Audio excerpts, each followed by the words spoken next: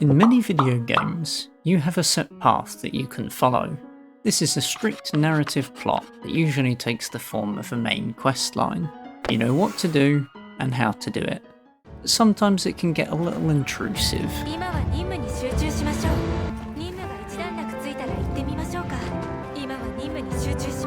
Having the freedom to choose your own actions and explore the way you want to gives you an experience like nothing else. An experience unique to you. Maybe you want to choose what door to go through. Maybe you want to decide whether or not you kill or spare something. Or maybe you're on a path in the woods. There will be spoilers for Slay the Princess, the Stanley Parable and Undertale. Pause here for specifics. Now where was I? Ah yes, you're on a path in the woods. And at the end of that path is a cabin. And in the basement of that cabin is a princess. You're here to slay her. If you don't, it will be the end of the world. Pretty simple, right? This would be Slay the Princess's main questline. Who saw that coming? But it can't be that simple, or it wouldn't be fun. So what's the twist? Well, the narrator gives you a warning before you go any further. She will lie, she will cheat, and she will do everything in her power to stop you from slaying her. Don't believe a word she says. Now we have an interesting game. We have a task to complete and an obstacle to overcome. You know, apart from the moral issues. If you abide the narrator's railroading and take the path of least resistance, the game goes fairly smoothly. You can enter the cabin, and inside is a door to the basement and a table with a pristine blade resting upon it. You take the blade because it'd be rather difficult to slay the princess and save the world without it. And then you enter the basement. The princess greets you. Who's there? But you ignore her. And there you are. Are you here to kill me or something? And her strangely perceptive taunts. You still your nerves and step forward, blade in hand. Oh? No talking then? Fine. What even makes you think you can kill me? The princess continues to try and throw you off, but you keep in mind the narrator's warning. Don't believe a word she says. So you raise your blade and do what must be done. You slay the princess. You lunge forward without a moment's hesitation. Do you actually believe this was enough to kill me? She has a knife in her chest. You slayed her, right? It's over? Yes, exactly. It's over. Oh, thank God. You walk back upstairs to the cabin entryway and claim your reward. You open the cabin door, ready to return to a world saved from certain doom. But you're met with an empty void. The narrator tells you, everyone is fine. It's just that you and the cabin are now far away from her. Don't worry. You'll be safe here. This is good. Everyone is happy. You'll be happy. Which is more than a little strange, but at least you're happy, right? You've never been happier. And you still got the good ending? You simply exist. Happy. Forever.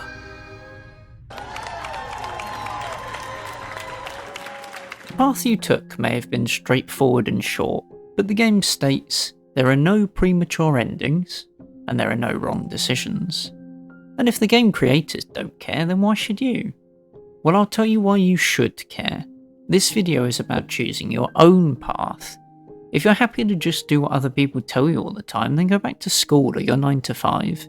This is a path that was chosen for you. It isn't your path. Luckily for you, there are plenty of other paths to explore in this game. And unlike real life, here you can test out all of those what ifs. What if you didn't take the blade? Hello? Is someone there? What if the princess really can't die? What if we played another game? Don't worry, we'll come back to Slay the Princess. But there's another game famous for giving you difficult decisions, having alternative endings, and having a protagonist that doesn't talk. That's right, The Stanley Parable. In case you've been living under a rock, the Stanley Parable is a game where you play as Stanley. Yep. At the start of the game, Stanley appears to be alone and has no idea what's going on. His only guiding light, the voice of the narrator, communicates directly with him and provides him instructions. Are you picking up the subtle parallels so far? But to get a better understanding of why this game is important for choosing your own path, we should start from the beginning. You're on a path. In the woods. Sorry, couldn't resist. This is the Story of a man named Stanley. Stanley worked for a company in a big building where he was employee number 427. Stanley's job was simple. Orders would appear to him on a screen for him to push a certain button on his keyboard, and he would do exactly that. For most people, this would be a soul-destroying occupation, like working in retail. But Stanley was happy. That was until one day Something very peculiar happened. Something that would forever change Stanley. Something he would never quite forget. He had been at his desk for nearly an hour when he realized that not one single order had arrived on the monitor for him to follow. no one had shown up to give him instructions. Something was clearly wrong. The natural form of progression would be to follow the narrator's instructions. He got up from his desk and stepped out of his office. Stanley leaves the office. When Stanley came to a set of 2 open doors, he entered the door on his left. He takes the door on the left. Coming to a staircase, Stanley walked upstairs to his boss's office. Goes to his boss's room. And so the boss had assigned it an extra secret PIN number, 2845. But of course, Stanley couldn't possibly have known this. Enters the code. Goes down the elevator.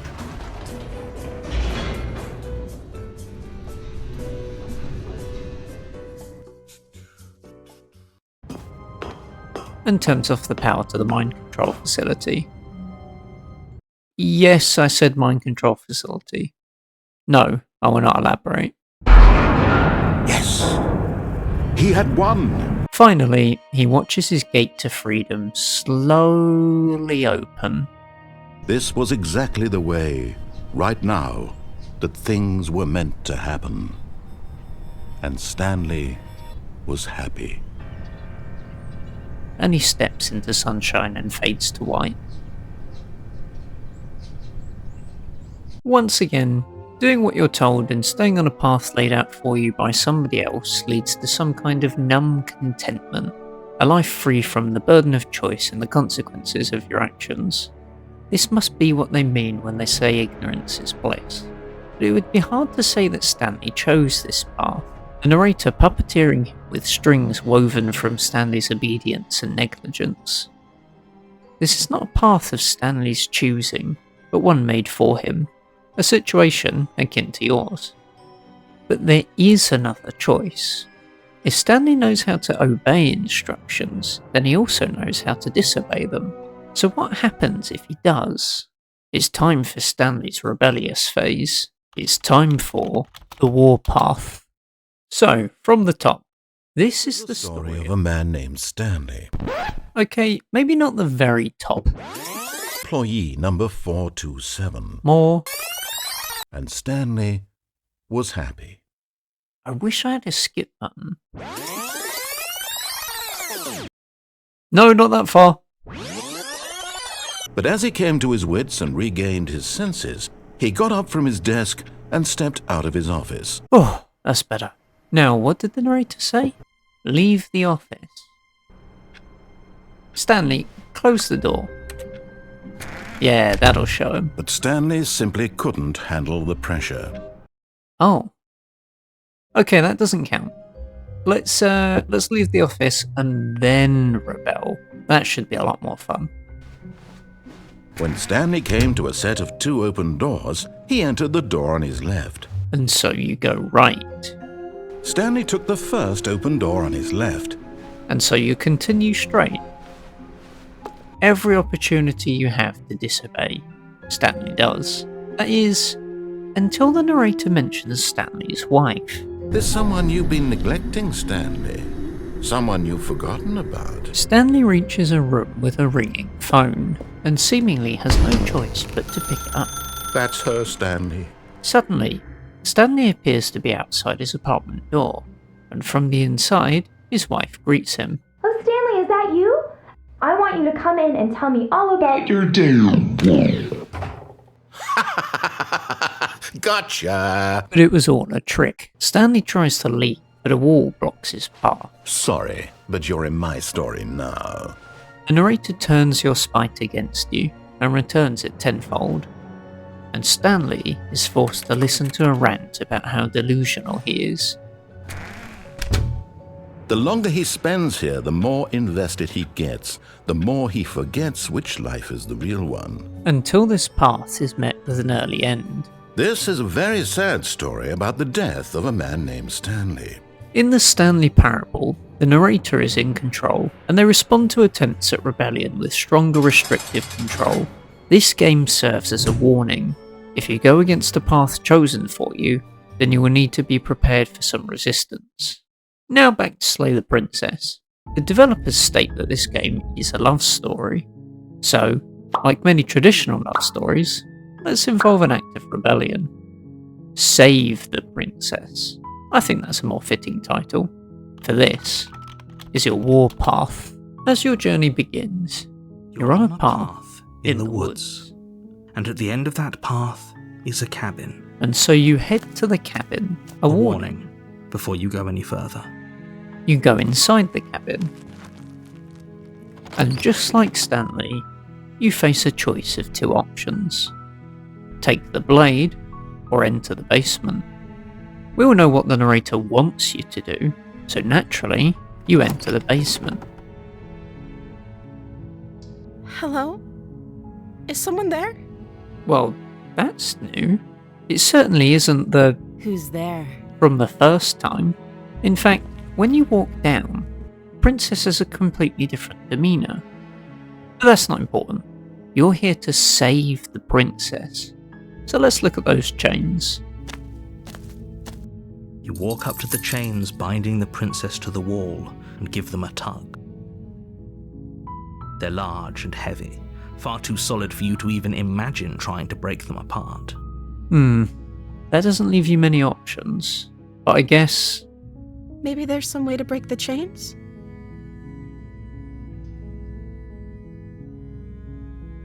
Or if that doesn't work, I guess we can always cut me out of them. a flash of doubt crosses your mind as the princess innocently smiles at you.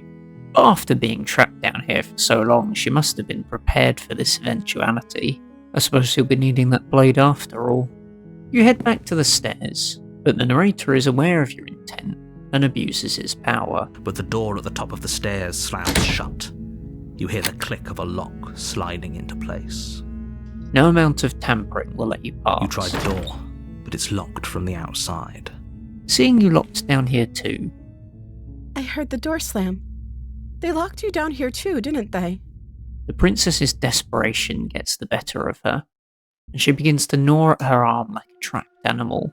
Taking advantage of the shock this causes you, the narrator lets the blade mystically appear behind you. It's the blade from upstairs. You're not sure how it made its way down here, but if there's a time to strike, it's now. This is a path you have chosen. The narrator can impact the world, but not your will. Usually your indecision is represented by several options of dialogue to choose from, several paths to take. This time, your will manifests as a single option. Save the princess. Fine. You use the pristine blade to sever her limb. Both the chain and her arm drop to the ground. And yet, she smiles softly through the whole ordeal. Thank you. Now let's get out of here. Concern about the princess's weird behaviour aside, you approach the locked door.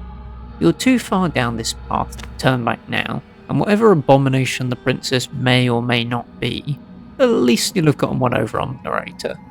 No, we won't have any of that. The stakes are too high.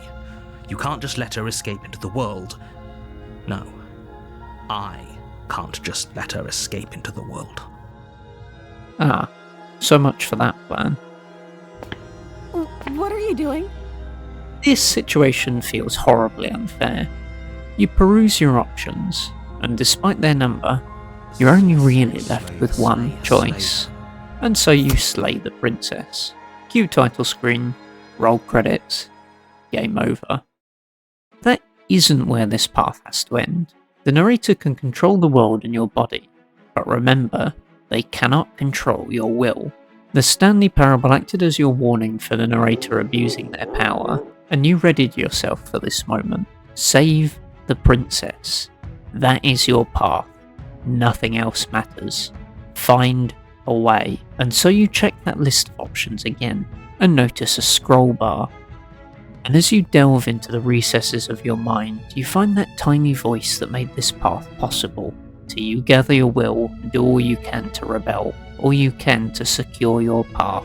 You warn her that you are no longer fully in control, moments before your body lunges forward, the blade held low, ready to sink into her heart. But the princess dodges, thanks to your warning. Once again, the narrator bombards you with an impressive urge to slay her. But you've seen this trick before, and it didn't work the first time. You muster your will. You're at your strongest when you concentrate it on a single act. Resist. The blade! Move the blade! The princess sees you frozen in stubborn resistance, and Nervously reaches towards you and takes the blade from your infuriatingly rigid hands. What are you doing? You've succeeded in making yourself less of a threat, but the princess is small and has one arm. She could still easily be overpowered and slain if the narrator regains control. There is only one way she can ensure her safety. I'm sorry. I'll try to be quick. But the princess is in a fragile state and doesn't know how to use a blade. Oh no! I'm so sorry! She stabs you over and over again, I'm sorry! apologising desperately with each clumsy thrust of her blade. This clearly isn't someone capable of destroying the world. Unfortunately, each thrust of the blade causes your will to weaken as you succumb to the pain. A stab wound is still a stab wound, and it Fortunately, you don't give out before your body does. won't be long before you bleed out. The narrator won't be able to do much with a lifeless corpse. You hope. I'm so sorry! As you finally collapse to the ground, the princess in tears stands over you. You've saved the princess and reached the end of this path. It may not have been the ending you hoped for, but you achieved your goal nonetheless. Everything goes dark, and you die. Both you and Stanley successfully followed a different path, and both of those paths ended in ruin due to the oppressive control of another. This happened because of one vital mistake. The path you each followed was not your own. It may not have been laid out for you, like the first, and it was a path you both certainly chose to follow, but that isn't enough to make it your path. The reason their oppression followed you down this road is because you were never free of it. An act of obedience follows the instructions of another. An act of rebellion does the opposite, but both of these options are still bound by those instructions. Both of these paths are still reliant on their respective narrators. I mentioned before that your own path would be one unique to you. Anyone can obey or disobey instructions. Unlike Stanley, you achieved the goal because you used your will to make a choice and focused on it. You started to take the path you took and make it your own. The next path you pave will likely require a different approach. And perhaps another game? If you can extrapolate information, you'll know what game is next. But for those that can't, or those that don't remember, we're finally going to talk about Undertale. For the rock dwellers, Undertale is another beloved indie game where you play as a child that's had an accident and falls down a hole. Your goal is to make your way back to the surface from this underground region. Your obstacles are an assortment of monsters, flora, and robots? You overcome these challenges in a bullet hell style minigame. This game was created by a being of infinite potential we shall refer to as Toby Fox, because that's his name. And as impressive as all of this is, it isn't what we're here to talk about today. We're here to talk about how Undertale can help us choose our own path. At the end of the last section, we toyed with the idea of choosing a path and making it your own. Perhaps you don't have to forge a new path. Undertale gives you two distinct choices that determine the entire run of your game. Every encounter has two resolutions: kill or spare. Treating Undertale like a traditional game, you would kill enemies to gain XP and increase your level. So LV is a measure of how powerful you are. In Undertale, sparing things means you give up XP. That means you'll die in fewer attacks, and you'll deal less damage with your attacks. On top of this, you have to work out how to gain their favour. So why would you spare anything if killing it is easier and makes you stronger? Well, Toby made the monsters all unique, with their own little quirks and bullet patterns. They're handcrafted precisely so that you'll feel bad for not sparing them. Most of them. Okay, but if they're all so likeable, why would you kill any of them? Well, like I said before, it makes the game easier, and some of the monsters are just, well, Jerry. Throughout your playthrough, you will meet lots of characters. Some of these characters are more important than others, and they act as boss battles, giving you a tougher fight. Sometimes you might encounter a dog.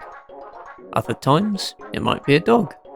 It could be a dog you pet into space, or two dogs that are in love. There's a surprising number of dogs in Undertale. With each encounter you make a decision.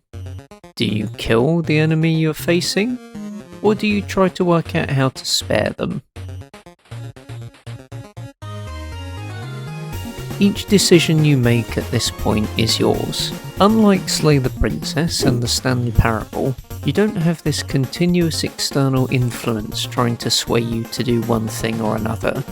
It's simply you, your moral compass, and an annoying dog. Oi, give that back. Anyway, you make your choices and follow the linear progression of the game. You leave Goat Mum in the ruins and get spooked, meet some skeletons in Snowed In and avoid Jerry, have a duet with Chiron and a fish lady gives you confusing directions in Waterfall. You meet a robot chef in Hotlands and give a spider your lunch money. You pass through the core, dodging weird stuff, and reach New Home. From here, you follow the playthrough to its conclusion. A conclusion I won't be spoiling. Whether you choose to kill or spare certain monsters will have an impact on this ending, and choosing either to kill everything or spare everything might be the difference between a good time and a bad one. Most people would do a normal run. They would do a mixture of sparing and killing, leading to an experience that is wholly unique to them, but an ending likely hundreds of thousands of people have also reached. You've walked a path and made it your own, but it's a path well trodden, even in the changes you made along the way. But it will always be a playthrough of that story. It may be your journey down that path, but it's no path of your choosing. This is something to keep in mind as we come back to Slay the Princess. And it is precisely why I use Slay the Princess as the main medium for this video. This is a video about choosing your own path. We've established that in Undertale, you play a set path, you follow the main quest to its completion, and gain the ability to leave the underground and return to the surface. In the Stanley Parable, you're playing as Stanley. You can choose from a great many paths to go down, but they're all ultimately Stanley's story. Stanley's path. In Slay the Princess, you don't know who you are. There is no backstory to follow, no mirror to gaze in, no character to play the role of. It is simply you, the narrator, and the princess. Hello? Yes, I hear you. Slay the Princess does have a storyline. You're on a path in the woods. Take the path to the cabin. You either take the knife or you don't, and you meet the princess within. Who's Hello? there? Is someone there? There you choose Oh. to slay her or spare her. Thank you. Now let's get out of here. Okay, sure. If that was the case, you would have invalidated my entire video. But you're forgetting something important. Like the aforementioned narrators, I am in control of this video, and that means I choose the ending. So strap in, because I've got one last thing to show you. You're on a path in the woods, and at the end of that path is a cabin. But now it's time to take your own path, so you turn around and leave. Seriously? You're just going to turn around and leave? Do you even know where you're going? You don't, but you're taking your own path this time, and that's what counts. Fine. I suppose you just quietly continue down the path away from the cabin. That's strange. It looks like this path also leads to the cabin. How convenient. You already knew that you would be met with some kind of resistance. You turn around again and leave again. But fine, you turn around and trek back down the path you came. Oh, would you look at that? You're at the cabin again. The narrator has already dropped their facade and is abusing their power in full out of desperation to keep you on their path. But you have enough experience now, and you've learned some valuable lessons along the way. I think you have what it takes to walk your own path. So you turn around again. There's always a choice. Let me tell you right now that you're making the wrong one. And that's fine. That means this path is truly yours and yours alone. If it does turn out to be the wrong one, you can always change it or walk another. The important part is that it is one of your choosing, and so you continue off the beaten path. And here we go. As you trudge into the woods, something strange starts to happen. You begin to pass by the cabin as you walk in the woods. At first, it's little flickers out of the corner of your eyes. Glimpses of familiar wooden structures through the leaves. But as you focus on your surroundings, everywhere you look, it is another path. And that path leads to a cabin. The cabin. And it isn't something the game is built to process. The narrator works with what it has, desperately trying to draw you back to where you need to be. But you persist, ignoring all possible paths, and the narrator is forced to use that final tool. You lose track of just how long you spend aimlessly tromping through the wilderness. The world ends and everyone dies. You're on a path in the woods. And at the end of that path is a cabin. But you clearly made an impact with your last attempt. Walls surround the forest now, where a clearing had once been. The cabin at the end of the path is the only destination now. It seems as if the narrator has foiled you once again. But upon entering, things are different. Nothing quite matches up. Everything is a mismatch of materials, a physical embodiment of the culmination of your choices. You did forge your own path. There's even a mirror on the wall. Look. There isn't. Oh, but with your newfound freedom, you can do all sorts. Did I mention that your cursor shows your hand? Look at the little guy. But even better, if you pick up the blade, it changes to show the blade in your hands as well. Cute, right? But watch this. Now you can hold the blade the other way. You switch your grip on the blade.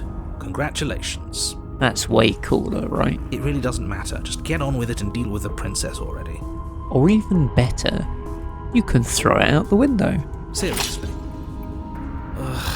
You throw the blade at the window, glass showering the cabin as your weapon flies out into the night. Now that you're on your own path, you're far more in control than you were before. You enter the cabin and are met with a labyrinthian mess of stairs. You really did a number on this story, huh? The closer you examine your surroundings, the more confused you get, your head throbbing with the effort of making sense of this place. And it will be like that at first. Being in charge and making all these decisions when you don't have much experience can be daunting. There's no one to tell you what is the right choice, no YouTube guide to follow.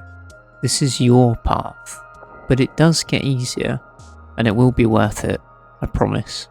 So let's start with something small. You can take the path on the left, the middle, or the right. It's time for you to decide where your journey will take you. It's time for you to choose your own path. For all of the games mentioned, I've tried to keep spoilers to a minimum. These games give you the opportunity to really question what you know about the medium. Each provides their own unique and special experience, so I'd highly encourage you give them a try. I hope you gained something from this essay as well. A fresh perspective, a new adventure, or a different experience. But like choosing your own path, what's most important is what you took from it, not what I wanted to give. Speaking of giving, if you haven't already, please give the video a like, maybe subscribe to the channel if you want more.